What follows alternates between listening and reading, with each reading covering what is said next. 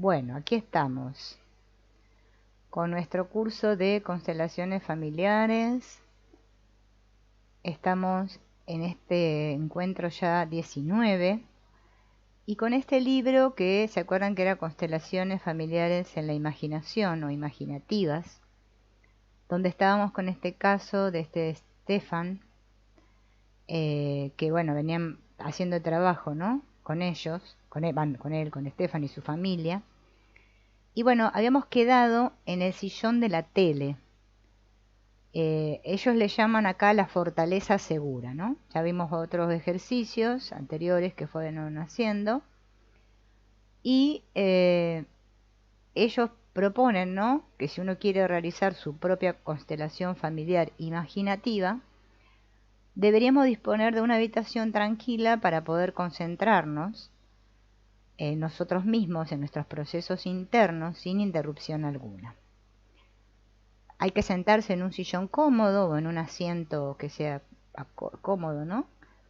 Y asegurarnos de tener delante del sillón un espacio libre y amplio, porque ahí en ese espacio vamos a colocar la escenificación imaginativa de toda nuestra familia. A una distancia entre 1 y 5 metros, dice acá los autores. Ahora vamos a fortalecer tu yo actual para prepararlo para los siguientes pasos. Una vez que estés sentado en el sillón o en el asiento en la silla, le vamos a llamar butaca, ¿no? Como si fuera la butaca de un teatro o de un cine, ¿no? Le podemos poner una tela, un almohadoncito, ¿no? También poner algo, una bebida cerca, ¿no? Si queremos tomar algo. Y comprueba varias veces, ¿no?, si sentado en esa silla te sientes completamente cómodo y seguro. Esta butaca debe recordarte, en un sentido positivo, que ahora eres adulto y grande. Eres adulto y grande. Y esa es tu fortaleza, ¿no?, durante el trabajo de la constelación. En la consulta con Stefan, ¿no?, cuando hicieron esto del sillón, dice, colocamos sillones uno al lado del otro para dirigir nuestra mirada en la misma dirección, como si estuviéramos realmente delante de un televisor o ante el escenario de un teatro. Le pedimos al cliente, o sea, Stefan, que cierre los ojos durante un instante para que ya en el sillón piense en un momento especialmente rico en recursos a lo largo de la última semana. Le animamos a ponerle un nombre a ese momento positivo y él respondió con un muy bien. De este modo, hemos ligado el sentimiento positivo tanto a la sensación de estar sentado en la butaca como a un término concreto. Además, preparamos un antiguo control a distancia para que Stefan pueda utilizarlo como si tuviera un televisor frente a él, ¿no?, cuando lo necesitara.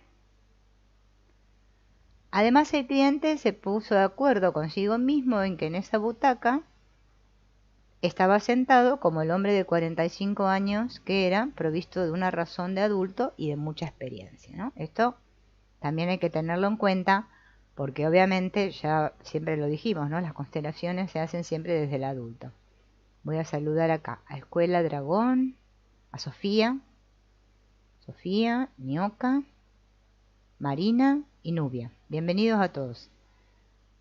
Fíjense, en él acá están explicando cómo se hace la constelación imaginativa sentada desde el sillón de casa, imaginando que enfrente hay una televisión o un escenario, donde ahí adelante está representada toda nuestra familia, ¿no?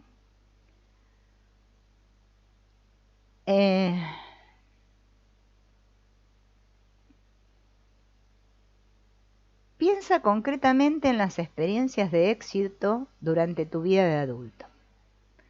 ¿De qué cosas estás orgulloso? ¿Qué momento feliz y energético en los últimos días o semanas te gusta recordar? ¿Qué cosas puedes disfrutar ahora a diferencia de la infancia? Y mientras tanto intenta adoptar la postura que mejor se corresponda con esos pensamientos positivos. Concéntrate en esos pensamientos orientados hacia las fuentes de energía de tu vida actual mientras estás en la butaca. Prométete a ti mismo que este lugar, cada vez que lo sientas con tu cuerpo, te va a hacer recordar siempre los aspectos positivos de tu yo adulto del presente. No empieces nunca un trabajo acerca de tu pasado problemático sin haberte construido antes esta fortaleza segura para tu yo presente, ¿no? O sea, no podemos hacer una constelación en la mente, o sea, imaginativa, desde el rol o desde el lugar del niño o del padre. Siempre hay que hacerlo desde el lugar del adulto, ¿no? Y eso es lo difícil, ¿no? Hola, Igle, bienvenida, ¿no? Existen formas de terapia y métodos de autoconocimiento que envían a los clientes al pasado sin disponer de una red de seguridad.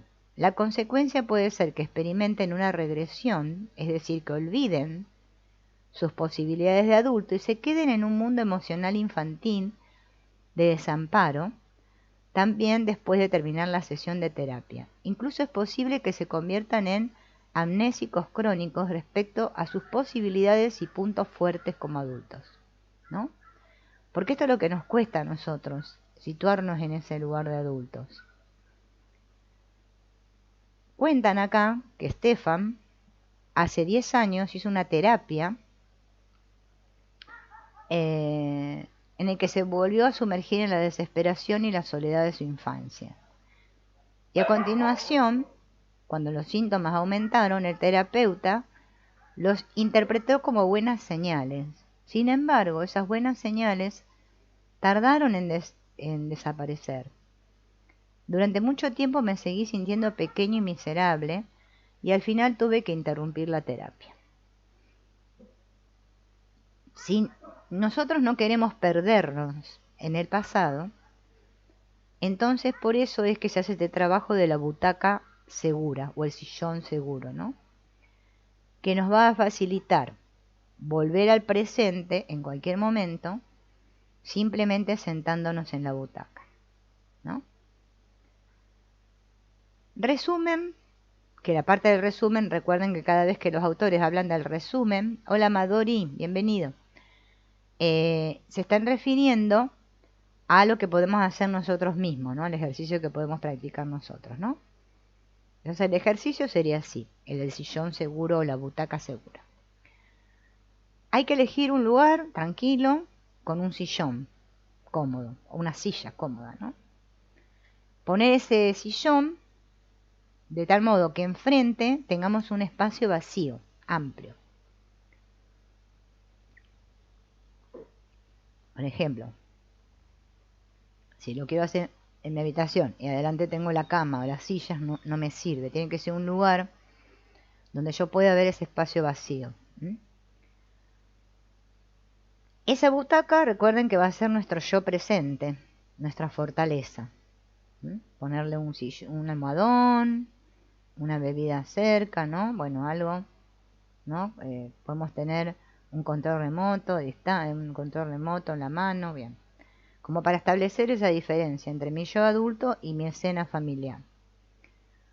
Hay que levantarse del sillón y parado o caminando, pensar en las fuentes de energía de nuestra vida adulta y dirigir nuestros pensamientos hacia las experiencias positivas de las últimas semanas.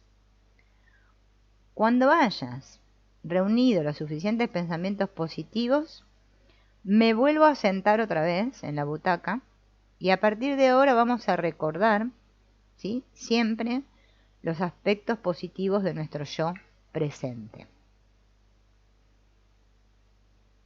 Una vez que está convertida la butaca en una fortaleza segura, podemos empezar a colocar a nuestra familia a una distancia, o sea, mentalmente, ¿no?, en la imaginación, de entre 1 metro y 5 metros, ¿no? Y también se puede utilizar papel y lapicera, elegir un lugar en el espacio para cada una de las personas importantes y se puede colocar a las personas una al lado de la otra, o detrás, o delante, a la izquierda, a la derecha, de nuestro campo visual. O sea, la podemos representar con papeles, ¿no? Pero siempre haciendo este movimiento previo. Si lo queremos hacer solos, ¿no? También esto se puede hacer con un terapeuta, dicen ellos, pero bueno, si podemos hacerlo solos, podemos, de esta manera, ¿no?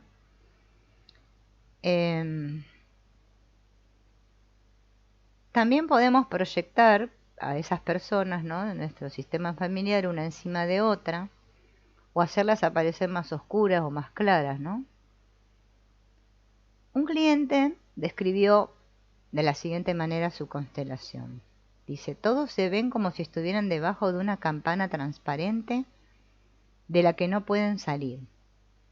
Incluye también en esa constelación a ti cuando eras pequeño, ¿no?, tu yo infantil. Y para ti, que eres el espectador, el niño de esa constelación es el protagonista. Sus sentimientos, emociones, experiencias son las partes más importantes del argumento de la serie de familia. Si miramos el reparto, ¿no?, en la parrilla del periódico, vamos a ver que arriba, en el primer lugar, figura el protagonista. En tu imaginación, pon allí tu nombre de la infancia. Y a partir de ahora es muy importante el uso del lenguaje. No pienses ni digas: allí estoy yo entre mis padres. Sino, lo que tengo que decir es: allí está la pequeña, y tu nombre, ¿no?, entre sus padres. O sea, no hablar desde la primera persona, sino en tercera persona sería, ¿no? Allí está fulanita, entre sus padres. Porque hablar en tercera persona refuerza nuestra perspectiva de espectador. Si yo hablo desde mí yo, o sea, desde primera persona, no sirve la constelación. Entonces Stefan coloca a su familia de origen en dos escenarios separados. Mi espacio imaginativo se divide mediante una línea vertical en dos lados. En el lado izquierdo, en la parte superior, veo a Stefan, con 5 años, junto a su hermano Peter, de 8, en el piso de los abuelos, que también están. Los niños suelen estar aquí todos los días hasta después de la cena. Se trata del abuelo paterno y su segunda mujer. La abuela biológica había muerto cuando el padre tenía 12 años. La escena está muy oscura, con los colores pálidos, casi como si fueran blanco y negro. Al lado derecho, en la parte inferior, coloco a los padres de Stefan. La madre está detrás de la barra, rodeada de clientes. El padre está suspendido en el aire por encima de ellos, como si estuviera mirándolos desde arriba. Parece más grande que en la realidad. En el extremo derecho, y a una gran distancia, veo también a los abuelos maternos.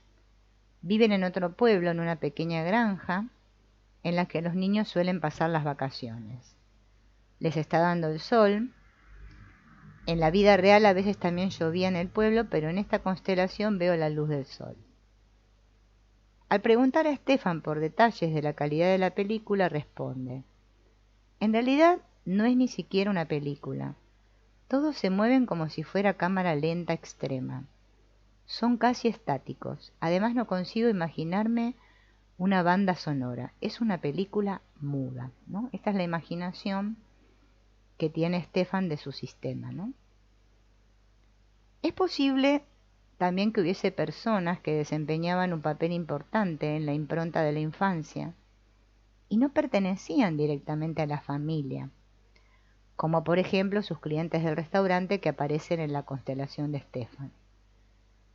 En el caso de otro cliente nuestro, dice que era imprescindible incluir a la hija de los vecinos, y en el de la hija de un médico ejercía una gran influencia la ex ama de casa. Cuando pienses en tu familia, no te olvides de posibles miembros callados y pocos vistosos. Una tía soltera, alguien que no era muy vistoso dentro del sistema. Lo mismo puede decirse en cuanto al papel de los difuntos, si su recuerdo tenía alguna influencia sobre los miembros vivos de la familia. Había un cliente que el padre había muerto durante la guerra y a partir de ese momento la madre, aunque era joven todavía, se dedicaba por completo a rendir homenaje al difunto. Durante muchos años no permitió ningún cambio ni en la cama de matrimonio ni en el estudio del marido. Vieron que hay personas que se mueren el otro y dejan todo tal cual está, ¿no? Dejan como todo así estático. Era como si mi padre hubiera seguido viviendo con nosotros. En vez de volver a casarse, la madre ingresó en una secta religiosa y le explicó al hijo que la vida en la secta era una prueba de la fidelidad hacia su marido. De este modo, el cliente recibió una impronta tenaz por parte de la madre, pero en nombre del padre invisible. En la constelación colocó a su padre como una gran sombra simbólica de color claro, a cierta distancia del resto de la familia, para mostrar la influencia que había ejercido sobre su desarrollo durante la infancia. Una vez que uno ha reunido ya a todos los miembros de la familia en la sala de proyección, ahí en ese espacio, también en un papel se puede ubicar, eso que estoy imaginando lo puedo ubicar en un papel también, ¿no? O si quiero poner hojas ahí, pero también lo puedo dibujar hacer un esquemita, ¿no? Entonces, lo más importante dentro de la constelación, dice acá, que son las distancias anímicas que las reales. Es posible que una persona esté fuera del grupo o entre otras dos para separarlas. Las personas pueden estar cerca una de la otra porque se llevan bien, como porque se molestan mutuamente. Mantén siempre una distancia de seguridad de al menos 1 metro entre la sala de proyección y la butaca. Permite que la familia imaginativa que sitúas en la sala de proyección surta efecto sobre ti en la butaca, es decir, en tu posición de espectador, con la perspectiva de adulto. Tómate todo el tiempo que necesites para cambiar de posición a los miembros de tu familia, hasta que la representación visual se acerque al máximo a la dinámica del pasado. Si quieres puedes usar varias hojas para hacer diferentes borradores hasta que el resultado te convenza. Lo único que importa es tu versión subjetiva y emocional de la familia. No se trata tanto de elaborar un retrato, ¿no? 100% correcto de la familia, como de representar tus sensaciones en aquella fase de tu vida. Ya sabrás que si preguntas a 10 testigos presenciales por el mismo acontecimiento, recibirás 10 versiones diferentes. Aquí, como tú eres el protagonista de la intervención, lo más importante es tu versión emocional. Y no hace falta que la visión que dibujas ahora sea definitiva. Más adelante puedes corregirla en cualquier momento. Cuando hayas terminado, observa a la familia que has escenificado en la sala de proyección y es posible que te fijes en ciertas constelaciones que te hagan reflexionar, ¿no? Por eso es una constelación, porque lo importante en la constelación es la ubicación que nosotros le damos a los integrantes, ¿no? Cómo quedan constelados, como si fuera una constelación de las estrellas, ¿no? Cómo quedan armado el campo, ¿no? Entonces, ¿qué observaciones hace Stefan de lo que él puso ahí, ¿no? Me llama la atención lo atractiva que resulta mi madre. No solo es el alma del establecimiento, sino que además es una mujer joven y hermosa. Seguro que los clientes vienen también por ese motivo. El padre, suspendido en el aire, y ella no dan en absoluto la impresión de ser pareja. Los niños están en otra parte, como si no pertenecieran a la familia. Falta unidad. Hay que hacer mucho esfuerzo para comprender que forman un conjunto. Al verlo siento contracturas en la nuca. En esta fase del trabajo, los clientes sienten muy a menudo síntomas físicos, lo que se refleja también en sus palabras. Al realizar la constelación de una familia grande, igual que la de Estefan, una clienta que sufrió una enfermedad dermatológica, dijo: es como si la familia de padres e hijos no tuviera límite, como si a la familia nuclear le faltara una piel propia. La piel es la cubierta exterior del cuerpo. Es el órgano que representa el límite entre nuestro organismo, es decir, nuestra vida interior y el mundo exterior. Durante la infancia, esta cliente tenía la sensación de que el límite entre su familia nuclear y los demás familiares, como abuelos y tías, tenía grietas o era inexistente, lo que provocaba un ambiente familiar muy tenso.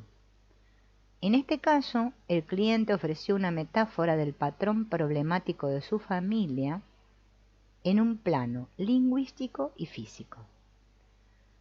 Las grandes revelaciones no tienen por qué producirse en este primer paso de la constelación. Lo importante es la presentación visual y simbólica de todas las personas importantes para la serie de la familia, desde la butaca, sintiéndome seguro, ¿no? Este procedimiento corresponde a la realización de un sociograma. ¿Vieron como cuando nosotros queremos hacer el genograma, el árbol familiar? Es decir, la representación gráfica del sistema de relaciones de un grupo de personas. El esbozo de la escenificación terminada puede ayudarte a dividir el trabajo en secciones lógicas. Resumen. La escenificación de la época de impronta. Ten a mano un rotulador o un fibrón o un lápiz o una lapicera, ¿no? Y muchas hojas de papel. Ahora establece el contacto con la sala de proyección. Mantén una distancia de seguridad de al menos 1 metro entre tú como espectador y la construcción imaginativa. Imagínate los miembros de tu familia de origen en la sala de proyección que siguen ejerciendo de algún modo influencia sobre el ambiente familiar, y aprovecha las diferentes posibilidades de la imaginación como luces, sombras, blanco y negro, tamaño, posición en el espacio. También si hay algún ruido, ¿no? Si percibimos alguna voz dominante, ¿no? Risas, gemidos, ruidos de coche, no sé, música, lo que sea. También fíjate en los aspectos físicos y los movimientos. Si todas las personas que ubicaste ahí se mantienen rígidas o si se mueven. Si dan la impresión de levedad o de pesadez. Si la acción transcurre en cámara rápida o cámara lenta. Representa la dinámica familiar colocando a las personas cerca una de las otras, lejos, mirándose, dándose la espalda. Puedes hacer varios esbozos de la constelación imaginativa hasta que estés contento con la representación desde tu perspectiva de experto. Mira detenidamente el esbozo de tu familia. A lo mejor ya hay algo que te esté llamando la atención. Siempre va a haber algo que nos va llamando la atención. Esto es como yo les comento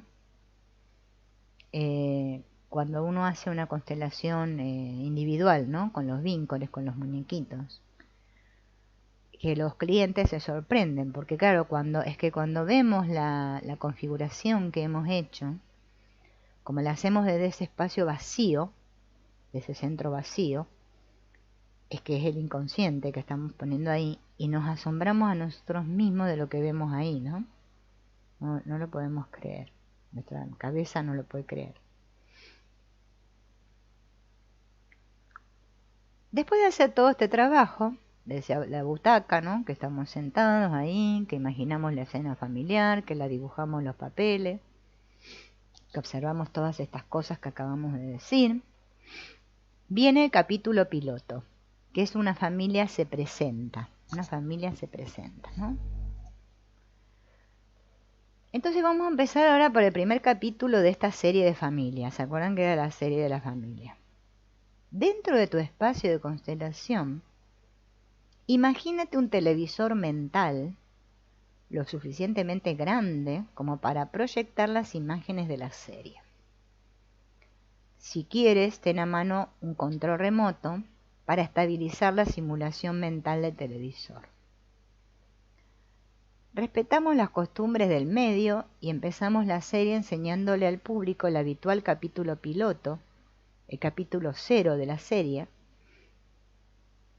como si fuera un tráiler, ¿no? De las series de Netflix, ¿no? Pensado para representar los diferentes personajes. En la televisión no suelen profundizar demasiado en los detalles psicológicos. De forma bastante superficial, los personajes se dividen en gente buena y mala, los afortunados, los desgraciados, ¿no? Unos son los favoritos del público, otros son los villanos. Suele haber unos papeles mejores definidos y principales, otros secundarios, ¿no? También está el papel del cómico. Ahora tu tarea consiste en presentar a las personas consteladas, ¿no?, de tu serie al espectador imaginario en tu sala de proyección. Para ello, la única regla que hay que respetar es la de mantener la superficialidad y llamar la atención. Es como que yo ahora, hay otro ahí, un espectador, o los espectadores que van a mirar mi serie de familia, y yo les tengo que presentar a los espectadores o al espectador eso que estoy viendo. Bien. Has de describir el efecto espontáneo que tiene cada personaje sobre el público. La pregunta es, ¿qué piensa el espectador de estas personas y esta familia? Para esto hace falta mucha concentración y disciplina para mantener estrictamente el punto de vista del público. Pero el esfuerzo merece la pena porque eso te va a proporcionar muchas impresiones nuevas. En este momento de la presentación, una cliente de 40 años y de profesión docente se quedó muy pensativa. De repente parecía que algo le daba vergüenza. A modo de explicación hay que añadir que la peor experiencia que recordaba de la infancia era el día que su madre la había encerrado en el sótano como castigo. En varias sesiones anteriores de terapia de grupo ya había insultado a la madre y había interpretado la escena del sótano para revivir la emoción. Ahora, visto desde fuera, dice ella, ¿no?, se me viene otra imagen a la mente. ¿Y qué dijo? Esto es una granja. En la cocina veo a una mujer joven y delgada de 23 años. Es mi madre. Parece agotada, crónicamente cansada. A su lado hay una niña fuerte, bien alimentada, ruidosa, impetuosa y muy exigente, que soy yo, de pequeña. Como adulta, he de decir que la mujer casi me da pena por tener que aguantar a esa chica. Me da vergüenza reconocerlo, pero debido a mi trabajo conozco muy bien este tipo de niños incansables. En mi serie de familia, dadas las circunstancias, esta madre joven no es capaz de reaccionar de forma pedagógicamente correcta. El castigo del sótano era más bien un acto de desesperación y no una agresión desalmada contra una pobre niña indefensa, como yo siempre había pensado, ¿no? Esto no significa que nuestra cliente esté ahora a favor de encerrar a los niños en el sótano para castigarlos. Lo importante en este caso es que ella reconociese su propia parte de responsabilidad en la experiencia traumática. De alguna manera, me parece positivo y liberador el hecho de que tuviera tanta energía de pequeña, dijo en la siguiente sesión. Más adelante, estos nuevos pensamientos la ayudaron a liberarse eficazmente de su papel de víctima. Todos van contra mí, y a asumir un papel activo, con toda la energía necesaria para ello. En los siguientes capítulos mostraremos otros descubrimientos gracias a la perspectiva del espectador. De momento, fíjate en cómo la mujer del ejemplo anterior habla de la madre y de la hija en tercera persona. ¿Se acuerdan que eso lo dijimos, no? Dice esta madre y no dice mi madre. Dice esa chica y no yo. Esas palabras representan lingüísticamente la distancia entre la butaca y la significación. En las descripciones de tu serie de familia puedes copiar el estilo de los resúmenes de los periódicos y revistas para mantener el punto de vista del espectador, ¿no? O sea, cuando uno narra desde el punto de vista del espectador, está narrando desde la tercera persona, ¿no? Bueno, gracias, Elina. ¿Quién vino ahí? Francia, Palacios. Ah, de Estados Unidos, mira, Nashville, Tennessee. Bien, ¿se entiende esto? Esto es importante. Y es importante no solamente cuando hacemos esta constelación imaginativa, sino cuando nosotros vamos con un terapeuta a hacer una constelación individual, así, ¿no? Con el terapeuta. Poder adoptar esta postura, porque es que si nos quedamos en el personaje, hablamos desde la primera persona, es difícil salir del rol de víctima de lo que me hicieron, lo que me pasó. No salimos nunca de ahí, ¿no?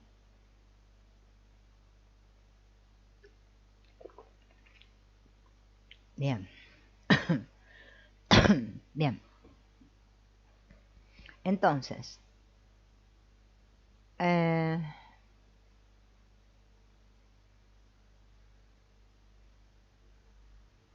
a ver, acá vamos. Dice, ¿recuerdan que el capítulo de Stefan se llamaba el urogallo? ¿Se acuerdan que dijimos el urogallo? Entonces Stefan dice, primero voy a presentar al padre de Stefan. Se llama Carl y tiene 38 años. Entonces el terapeuta le dice, 8 años menos que tú ahora, ¿no? Stefan se queda asombrado. Ay, es cierto, dice, nunca lo había visto así. En mi cabeza era siempre increíblemente adulto, incluso en ese momento. Si ahora pienso en los hombres de 30 y muchos años que conozco, él me parece bastante joven. Muchas personas se sorprenden cuando en su serie de familia ven de repente a sus padres como jóvenes. Vieron que este también es un problema. Bueno, yo me acuerdo por mis hijos, ¿no? Que me lo han dicho. Como que ellos me ven a mí como que nunca hubiese sido joven yo. Siempre me vieron vieja. Qué bárbaro los hijos, ¿no? Claro, al hacer este trabajo, ¿no? Es como que vemos a nuestros padres como que sí, que ellos también fueron jóvenes en un momento. Claro, la maestra esta que narramos hace un rato, veía a su madre de 23 años.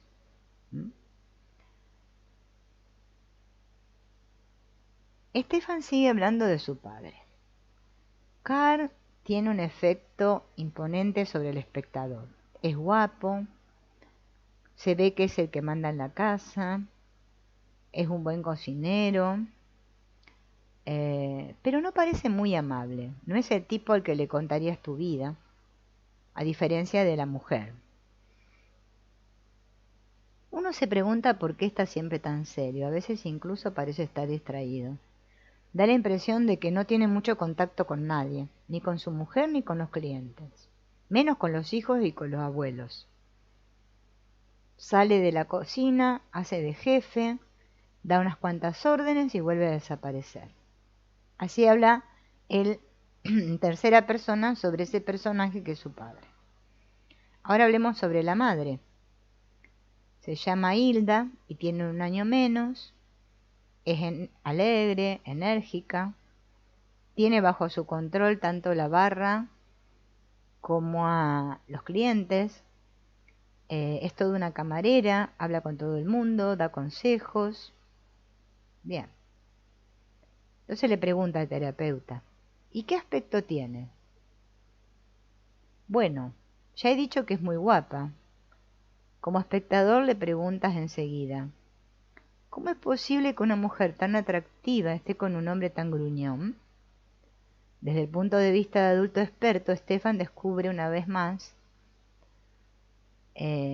aspectos de la personalidad de sus padres que no podía ver durante su infancia. ¿No? Y el terapeuta le dice, en una película es posible añadir cualquier información, por ejemplo, mediante flashback. ¿Podría ser que en un capítulo posterior se explicara al espectador por qué están juntos los padres? Entonces Stefan dice, es muy sencillo. Se conocieron en el instituto antes de que Carl fuera a la guerra, eran la pareja ideal, pero cuando Carl volvió, después de cumplir 3 años como prisionero de guerra, había cambiado. Su peor experiencia en la guerra fue que se quedó sepultado durante un día entero y al final un compañero lo salvó, pero sé que sufrió sí, sufrió de pesadillas durante el resto de su vida. Mi madre decía, por favor, no digas mi madre, le dice el terapeuta. ¿Ven? Ya ahí se había otra vez puesto en primera persona, ¿no? Bueno, Hilda dice varias veces a lo largo de la serie, este es el hombre del que me enamoré. Aún así, los dos se casaron, se encargaron del restaurante. Entonces el terapeuta dice, entonces quiere decir que Hilda lo apoyaba a Carl. Y Stefan dice, no va con su carácter a abandonar a nadie. Es la mayor de 4 hermanos y desde pequeña cuidó de los pequeños. Tuvo responsabilidades de muy joven y ayudaba a todo el mundo. Entonces el terapeuta dice, ¿a quién quieres presentar ahora? Bueno, dice Stefan, a los abuelos paternos. Los dos viven en un pequeño piso, en el mismo pueblo, a pocas calles. Están en la parte izquierda superior. Voy a presentar primero al abuelo. Se llama Carl, igual que el padre. Tiene 65 años. Está sentado, leyendo el diario. Es una persona callada, pero cariñosa con los nietos. Cuando mejor se lo pasa es cuando se ocupa del hogar y de su mujer para jugar a las cartas con sus amigos. Bien. O a veces se va a la casa de los amigos, ¿no? Y el terapeuta le pregunta, ¿por qué tiene que escaparse tu abuelo? Y Stefan dice, porque su mujer es una auténtica arpía. Flaca, amargada, sin pelos en la lengua, malhumorada y mandona. Es como la madrastra mala de los cuentos, se llama Clara. Tiene 10 años menos que su marido, pero no la aparenta. Se casó con él cuando su hijo tenía unos 13 años. La primera mujer del abuelo se murió de cáncer cuando Carl, o el hijo, o sea, el hijo, tenía unos 12. Como Carl padre se quedó solo con 3 hijos, tuvo que encontrar rápidamente otra mujer. Clara había sido camarera en el restaurante del padre, ¿no? Y era así algo como una solterona. Pero jamás consiguió reemplazar a la madre. Y el terapeuta le pregunta, ¿y cómo se llamaba la madre? Y Stefan dice, Elizabeth. Carl, hijo, y sus hermanos le echaban mucho de menos. Dicen que era una madre muy buena y cariñosa. Carl, el padre de Stefan, hablaba siempre mucho de ella. Y el terapeuta dice, debería tener un sitio en la constelación. ¿Te parece? Dice Stefan, que la tendría que ubicar a ella también. Y el terapeuta le dice, hay una forma sencilla de comprobarlo, ¿no? Realizamos la prueba miostática con Stefan eligiendo las frases. Se incluye a la abuela Elizabeth. No hace falta incluir a la abuela Elizabeth, ¿no? Hacen la prueba a ver si hay que incluirla o no, ¿no? Cuando dicen se incluye, los músculos se mantienen firmes. Y cuando él dice no hace falta incluir, los músculos se debilitan. Entonces la abuela tiene que entrar en la constelación. Stefan aplica el resultado de inmediato. Lo hago igual que lo hacía cuando pequeño, es decir, igual que lo hacía el pequeño Stefan. Veo su cara amable, como una mancha clara suspendida en el aire detrás de su marido, Carl, porque seguro que él nunca dejó de echarla de menos, o sea, la coloca ahí. El siguiente personaje presentado por Stefan es su hermano mayor, y él dice, Peter es deportista, buen estudiante, tiene muchos amigos, es independiente,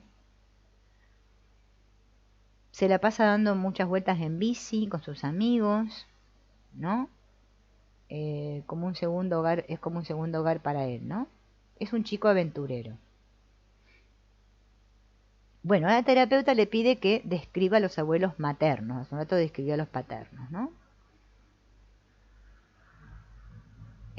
Quisiera presentar ahora al pequeño Stefan, ¿no? En la casa de sus abuelos Carl y Clara, junto con Peter. Y creo que deberían presentarse juntos. Vuelven a emplear la prueba del anillo para comprobar. ¿Se presenta a Stefan ahora o se presenta a Stefan al final? El resultado confirma la decisión del cliente de presentar al pequeño Stefan ahora. Y Stefan dice, algo que llama la atención es que Stefan está gordo. Le toman el pelo por ello, o sea, le hacen bullying, ¿no? Lo cargan por ello. Resulta difícil creer que sea el hermano del deportista Peter. Stefan es tímido, callado, por lo que su hermano mayor y los adultos le presionan con frecuencia. Tienes que ser más atrevido, no seas tan miedoso. Pero cuanto más insisten, Stefan más se encierra en sí mismo. Y a la vez esto lo convierte en un chico menos difícil de tratar para los adultos. Peter dice lo que piensa y no come nunca lo que no le gusta, cosa que Stefan jamás haría, y menos aún delante de la abuela Clara con su mal carácter. Como espectador estaría preocupado por el chico. Pensaría que le pasa algo, sobre todo porque mi propio hijo es bastante despabilado. ¿Te gustaría ayudarle?, pregunta el terapeuta. Me gustaría sacarlo de ahí, dice Stefan. Y el terapeuta dice, eso no se puede hacer, pero más adelante tendrás la oportunidad de darte energía y esperanza. Y Stefan dice, bueno, si así es posible, lo acepto. Sigue narrando, ¿no? Stefan dice, la cámara se mueve hacia el extremo derecho para enfocar a los abuelos maternos, que viven en una granja. Los niños los llaman abuelito y abuelita. Son la viva imagen de los típicos abuelos cariñosos. El abuelo se llama Gerardo, es una persona plácida, le gusta el aire libre. Los dos tienen unos 75 años y están casi siempre fuera de la casa haciendo cosas. Él hace bricolage y ella cuida la huerta y le da de comer a los animales. Gerardo tiene mucho sentido del humor, no le gustan nada los compromisos sociales, ¿no? Solo lo hace si la abuela insiste. Por cierto, ella, la abuela, ¿no?, se llama Anneliese, y también es muy cariñosa. Cuando los chicos vienen a verlo, se pasan todo el tiempo jugando al aire libre. Lo único malo es que los abuelos viven muy lejos y los chicos solo pueden visitarlos durante las vacaciones del colegio, ¿no? O sea, diferente que con los abuelos paternos. Debe pasar alguien por la puerta. Ah, sí. Es mi vecino que viene a buscar agua.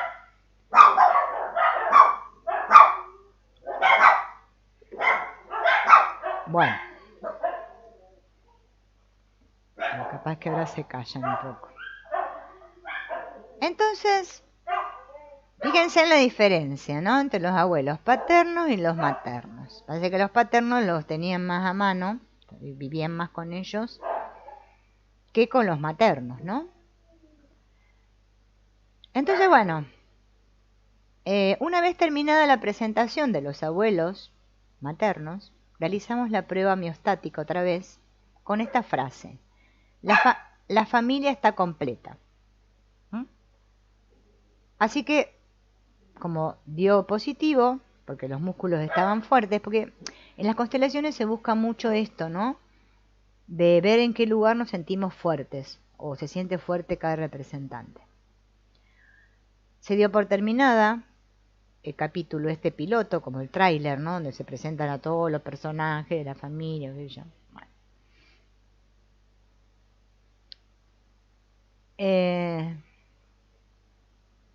Dicen los autores que si queremos hacer esto con nosotros mismos, con nuestra propia familia, podemos usar una grabadora, bueno, ahora hoy en día el celular, ¿no? Nos podemos grabar mientras vamos presentando a los personajes y después escucharla y observar qué efecto esa grabación de la presentación de los personajes tiene sobre mí, ¿no?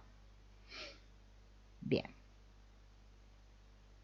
Para dejar claro este capítulo piloto terminado, en la pantalla de televisor mental, el letrero dice continuará, ¿no? Entonces, se puede dividir la constelación imaginativa según las necesidades. Bueno, acá da una explicación así, ¿no?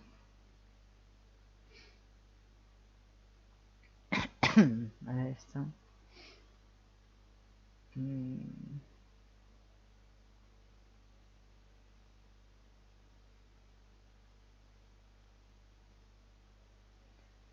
Así que esa parte de la presentación es importante.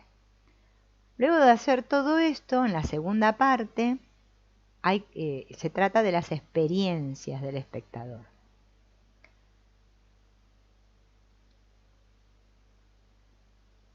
En este paso te tienes que meter completamente en el mundo emocional del telespectador que conocería a tu familia a través de tu serie.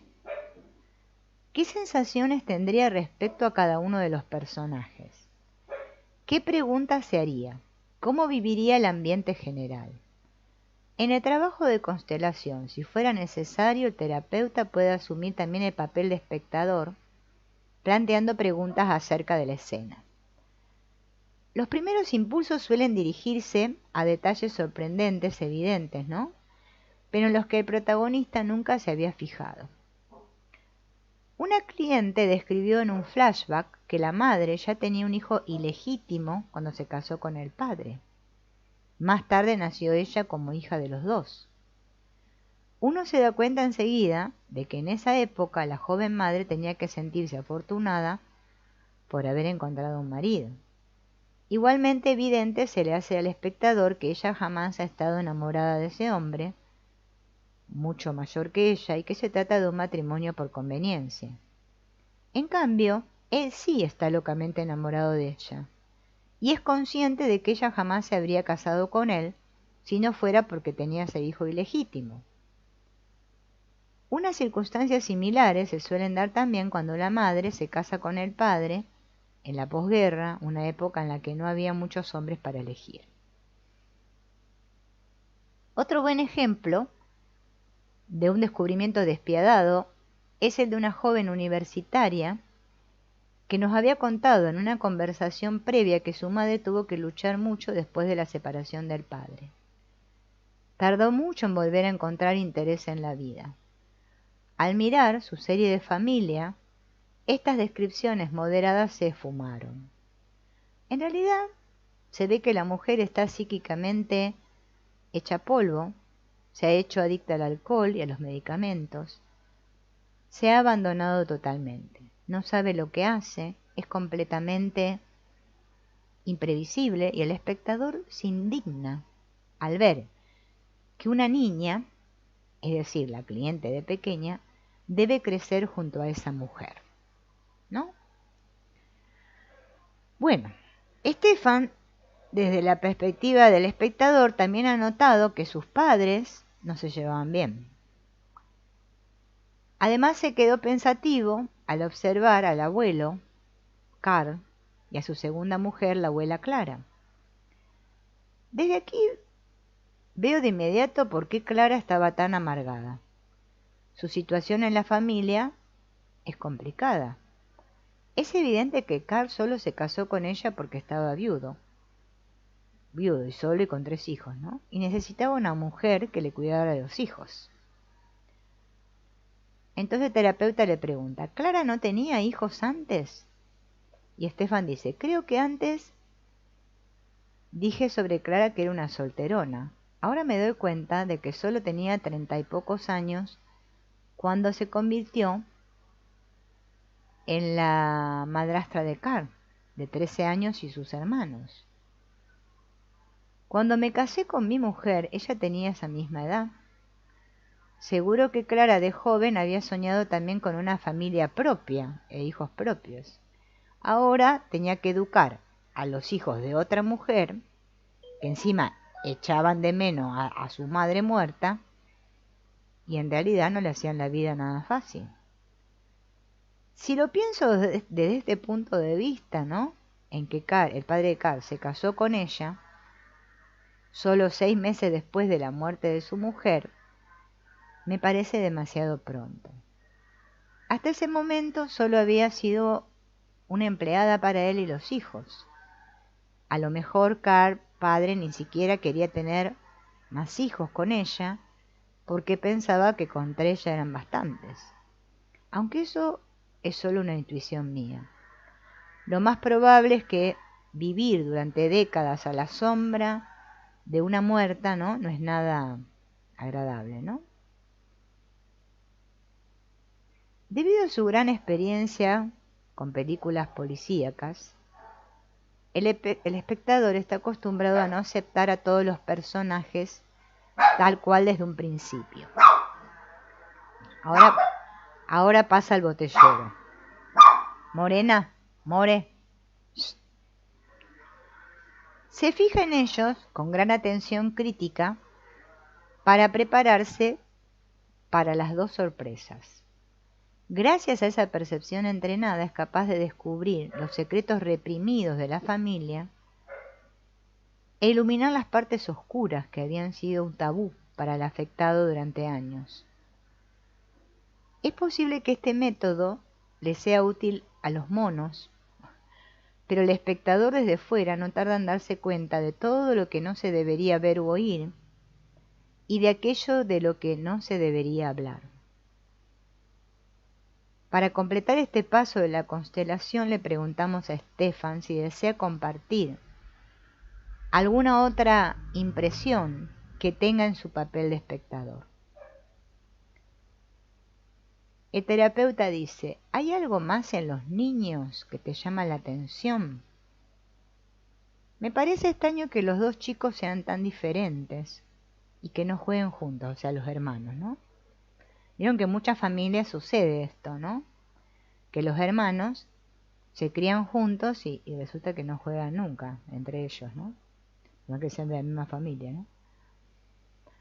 O vivan en la misma casa, pero no juegan entre ellos.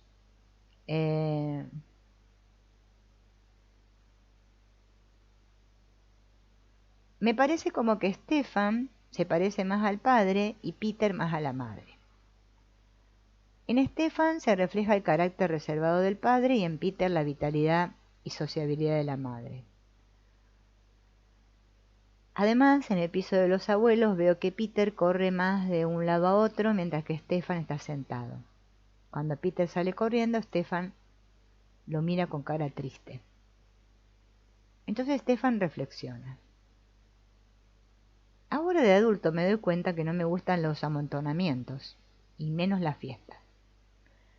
Mi mujer lo lamenta mucho porque le encanta salir más conmigo. Y ahora me doy cuenta de que esa tendencia mía a quedarme sentado en casa ya la tenía entonces. El terapeuta le pregunta, ¿ves alguna cosa interesante más en los abuelos? Tanto unos como otros parecen estar tranquilos. Lo que sí me llama la atención es que Clara le raciona el dinero al abuelo y se queja siempre de que el abuelo Carl no sabe ahorrar. Cuando él regresa al bar, me suena que fiaba a muchos clientes y nunca les pedía que le pagasen. El terapeuta le pregunta, ¿sabes algo acerca de tus bisabuelos? Bueno, dice Stefan, por parte de mi madre creo que no hay nada interesante. Pero por el lado de mi padre hubo una tragedia por la que se perdió una gran finca. En realidad el abuelo debía ser el heredero de esa finca, que pertenecía a la familia desde hacía siglos, y desde joven, sin embargo, tuvo el sueño de hacerse maquinista de tren, y a raíz de esto se peleó con su padre y acabó marchándose de la finca. No se hablaron más, y más tarde el abuelo intentó reconciliarse con su padre, pero el bisabuelo lo rechazó. En ese momento estaba muy ligado a dos curas de la Iglesia Católica que no permitían que el hijo se le acercara. Al final el bisabuelo dejó todo el patrimonio a la Iglesia.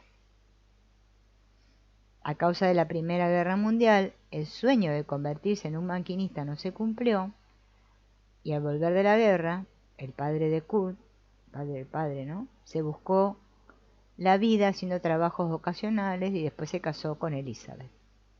Los primeros años los hijos pasaron una situación precaria. El padre de Stefan se acuerda de que durante su infancia siempre le faltaba dinero. Y un día recibieron la visita de un cura que le preguntó al abuelo de Carl si le iba bien, que justamente no era el caso, ¿no? Y al parecer la iglesia se había enterado de los problemas de Kurt y a lo mejor, de Carl, perdón, y a lo mejor tenía mala conciencia por el asunto de la herencia. Así que delante de Carl dijo, el cura preguntó si la iglesia podía hacer algo para ayudar a la familia, y el padre de Carl dijo, no estamos bien y no, estamos bien y no necesitamos ayuda. Elizabeth y los niños se quedaron decepcionados porque necesitaban, ¿no?, el dinero. Así que ahí me doy cuenta, dice, que ahí se generó un bloqueo en cuanto al dinero, a su sistema, ¿no?, que pasó a los hijos e incluso a la generación de él, ¿no? Más tarde, Carl y Elizabeth se encargaron del restaurante heredado de un tío de ella, que no tuvo hijos, y con eso la vida mejoró. Pero Carl siguió sin darle importancia al dinero. Ahora yo tengo una familia y tampoco le doy importancia al dinero, con lo cual mi mujer debe encargarse del tema. Es realmente una ratonera que perdura, ¿no?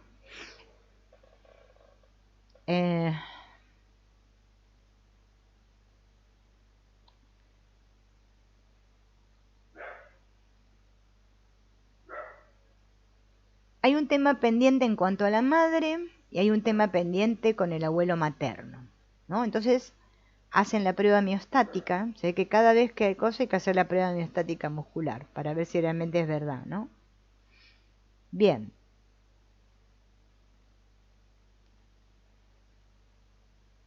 La percepción inconsciente de Stefan pide una representación completa de estos elementos del patrón, ¿no? A ver si hay temas pendientes con la madre o un tema pendiente con el abuelo materno. Si la prueba muscular muestra debilidad respecto a algún personaje, El cliente, de la perspectiva del espectador, vuelve a visionar el capítulo piloto con especial atención a dicho miembro de la familia. ¿Cómo lo tengo que hacer para mí mismo? Ahora viene el resumen breve, ¿no? La evaluación del espectador.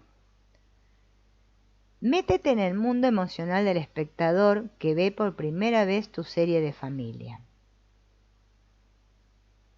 ¿Qué le parecería cada uno de los personajes? ¿Cómo evaluaría, desde el espectador, ¿no?, la constelación familiar? ¿Cómo influirían posibles flashbacks en su evaluación? Si quieres, puedes anotar palabras claves a partir de las respuestas a estas preguntas. Si estás realizando esto por ti mismo, ¿no?, te puedes hacer la prueba muscular, no podrás hacerte la prueba muscular, así que puedes responder intuitivamente a esta pregunta. ¿He observado cada personaje con el interés suficiente? Nosotros mismos no nos podemos hacer la prueba muscular, no la tiene que hacer otro. Esto de la prueba muscular se hace cuando hacemos la constelación imaginativa con un terapeuta.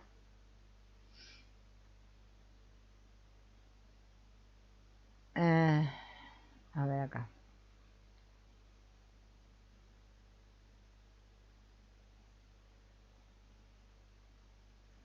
Bueno, esto todo no tiene mucha importancia.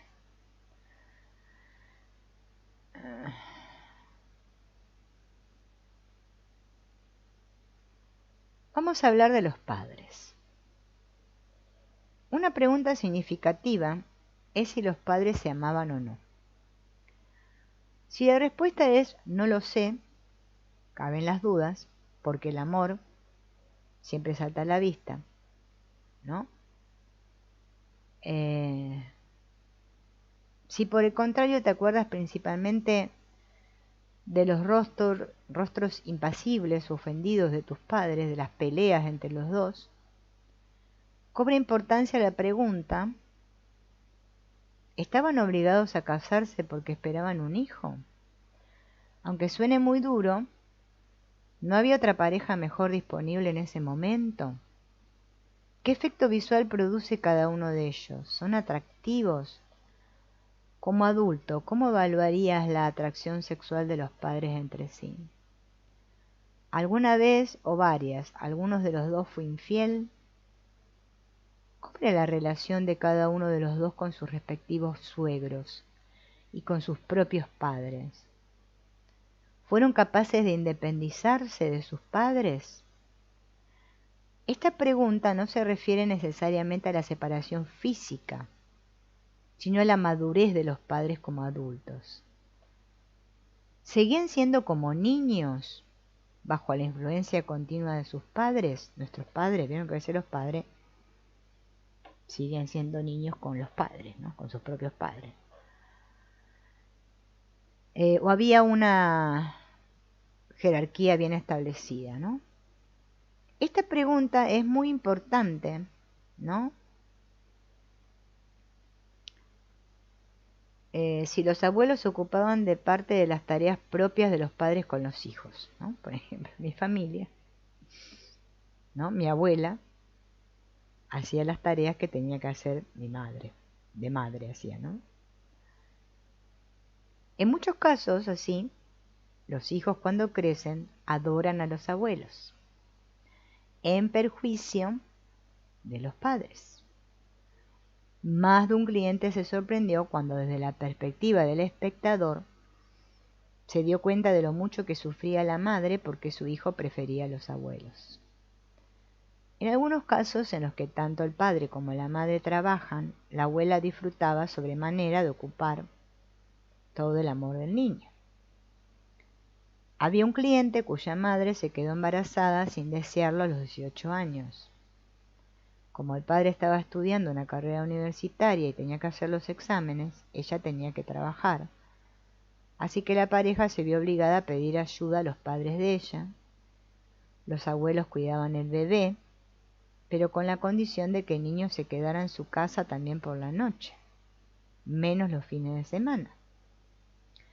A pesar de la tristeza de la joven pareja por tener que ir a visitar a su hijo a la casa de los abuelos, estos insistían en que era lo mejor para el pequeño, y ya que tenían que ayudarlo, querían hacer bien.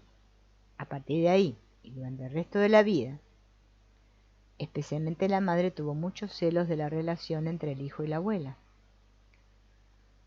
¿Cuál era la situación de los padres en cuanto a la autorrealización? ¿Se limitaban a vivir una vida racional, donde los sueños no tenían cabida? ¿O llegaron a alcanzar realmente una realización en áreas importantes de la vida? Hay muchas madres que por tener que dedicarse a la educación de sus hijos no pudieron atender a sus propios talentos. De manera parecida, muchos padres se vieron obligados a aceptar un trabajo que no les gustaba para sacar adelante la familia. Entonces, en esas situaciones tenemos que preguntarnos de qué manera soportaban los padres estos cambios de rumbo.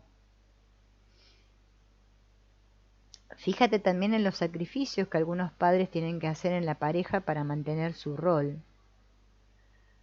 Hoy en día sigue habiendo mujeres jóvenes que prefieren no mostrar a sus maridos que son más inteligentes o más capacitadas. En su interior, estas tensiones provocan sufrimiento. En algunos casos, a las hijas de estas mujeres les cuesta mostrar sus talentos y puntos fuertes porque han interiorizado este ocultamiento de su inteligencia mediante el aprendizaje observacional. Y en la universidad, por ejemplo, destacan por ser buenas estudiantes y sin embargo no pueden aprobar un examen. Si la madre tenía mucho éxito profesional o económico, algo que ocurre ahora más que antes, hay que preguntar de qué manera reaccionaba el padre. Por otro lado, también el clásico rol de género de los hombres puede provocar tensiones permanentes, ¿no? ¿Se veía el padre obligado a ser de superhéroe para la madre? ¿Tenía que pretender ser el príncipe azul, valiente, incapaz de mostrar cansancio o miedo? Nos referimos a esos padres de familia, pluriempleados, que trabajan 60 horas semanales para poder pagar, perdón, se me fue la salida, de hipoteca o permitirse un coche, ¿no? O sea, para aparentar, digamos, ¿no?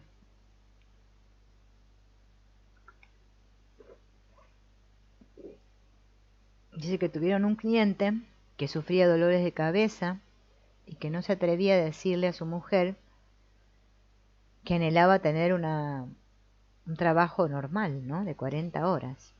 En ese caso ella tendría que buscar un trabajo. Pero dice que prefiere no comprometerse y solo acepta trabajos ocasionales. Toda la terapia consistía en hacer entender a este hombre que no pasa nada si uno admite que no tiene fuerzas para seguir igual. Cuando más tarde por fin consiguió un trabajo nuevo, ¿no? De menos horas, y su mujer aceptó un trabajo de media jornada, los dolores de cabeza le desaparecieron. También los hijos de este tipo de padres pueden desarrollar una apreciación errónea de sus propias fuerzas. Existen también otras ratoneras que son el resultado de la sobreestimación de las fuerzas del padre. Muchas madres que viven en un matrimonio problemático cuentan que su marido no quería que se quedase embarazada o incluso intentaba convencerla de que abortara. Pero yo no me dejé convencer, yo quería que nacieras, ¿no? Eso no significa que el padre fuera cruel o mala persona. Incluso los padres potencialmente cariñosos pueden tener miedo a no poder sobrevivir o pasar por un bache emocional existencial cuando no se sienten lo suficientemente fuertes para cumplir con su deber de sostener a la familia en ciertas situaciones de la vida. Algo parecido pasa con las mujeres cuyos maridos insisten en que tengan un hijo. Pueden desarrollar el miedo de no estar preparadas para ejercer el papel de madres. Normalmente los hijos de estos padres así sienten una angustia existencial y son incapaces de expresar sus propias preocupaciones existenciales en la vida adulta, porque han aprendido inconscientemente que sus miedos son algo malo o un tabú. O sea, tener miedo es un tabú. Cualquier tipo de angustia existencial de los padres es importante para la impronta de los hijos, y hemos observado con frecuencia que a los niños les conviene participar conscientemente en la superación de estas fases difíciles por parte de los padres. ¿Cómo reaccionan los padres? ¿Se levantan después de una caída? ¿Aguantan cualquier injusticia que sufren? Incluso en el caso de niños deseados, conviene preguntarse de qué manera su nacimiento influyó en la vida y en la relación de los padres. Siempre ha habido padres celosos que se sentían excluidos de la relación entre madre e hijo. Igualmente, hay madres que no soportan que el hijo prefiera temporalmente o siempre la compañía del padre. ¿En qué medida la relación entre la pareja se debilitó debido a sus obligaciones como padres? ¿O consiguieron los padres mantener una relación viva? ¿No? Porque hay matrimonios que son así, ¿no? Que sostienen la relación de mala gana, ¿no?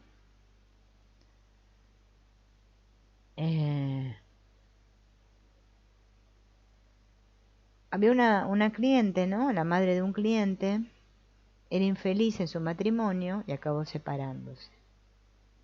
Dolorido, el cliente se acordaba de que la madre era muy brusca con él, al contrario que con su hermano mayor. Al realizar el capítulo piloto de su serie, algo le llamó la atención. Francamente, el chico de la película, es decir, su yo infantil, es como una copia exacta de su padre. El hermano mayor no se parece en nada a ellos. No resulta difícil imaginarse qué emociones tan contradictorias había provocado esa copia pequeña en la madre, que tenía que convivir con el original, el padre, solo debido a que tenían 2 hijos. Y encima la situación se veía más agravada por el hecho de que esa mujer se exigía a sí misma ser una madre perfecta. Paradójicamente, en la actualidad, como consecuencia de sus remordimientos reprimidos, la madre sigue cuidando exageradamente de su hijo, ya adulto, y lo que resulta una carga para él. ¿No?